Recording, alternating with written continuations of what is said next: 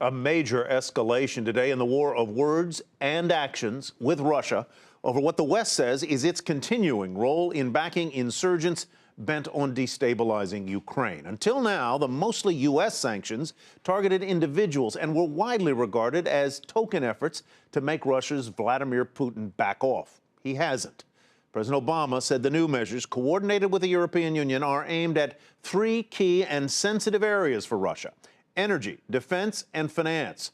Future technology sales to Russia's important oil industry will be blocked, matching actions by the EU earlier today. And the president says the sanctions already in place are taking a toll. Russia's actions in Ukraine and the sanctions that we've already imposed have made a weak Russian economy even weaker. Foreign investors already are increasingly staying away.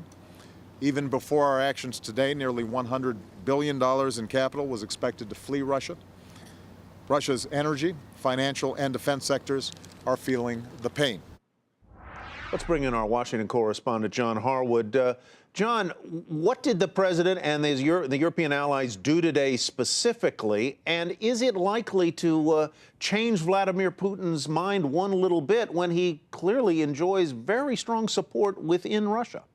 Well, obviously, as you indicated earlier, nothing has changed his mind so far. But this was the moment the president was waiting for when finally Germany, Italy, France, the United Kingdom agreed to be willing to bear some of the pain that they would feel from inflicting pain on Russia, because they are so much a bigger and economic player with the Russians than the United States. The U.S. had been reluctant to get out front too far because it wasn't going to do all that much as long as Europe continue to do business. It would simply make the United States look weak. So now that you have the possibility with these broader sectoral sanctions of changing the calculus for Putin.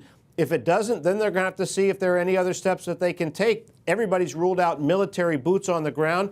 One of the options, of course, Tyler, is supplying the Ukrainian armed forces. But the president said today, when asked about that the problem right now isn't Ukraine's inability to respond militarily. It's something to change Russia's incentives. He also said, I thought pointedly in response to a question, that this is not the beginning of a new Cold War. No, he didn't. And, you know, the United States continues to seek Russia's assistance on other issues, such as sanctions against Iran and North Korea and a whole range of other issues. And, you know, they had the reset in relations early in the Obama administration. They say they got some results from that. So they're not swearing off the relationship, but they feel like, given the seriousness of the situation in Ukraine, the violation of Ukraine's sovereignty, and finally the downing of that passenger jet, this is the moment that they can mobilize the European community to join them and maybe change the balance of power in Ukraine. And very quickly, John, followed by the downing of some other military aircraft after the downing of that Malaysian airliner. Yes, and also firing of artillery shells into Ukrainian territory from Russia. It hasn't gotten better so far. This is the strongest gambit the West has made yet. John Harwood, thank you very much. Those sanctions overshadow generally favorable corporate earnings and some new economic reports on the state of the economy. Consumer confidence, as measured by the Conference Board, jumped in July to a nearly 7-year high.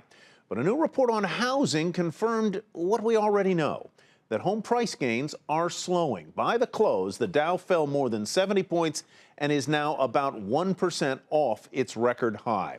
The Nasdaq dropped 2, and the S&P 500 was down nearly 9 points.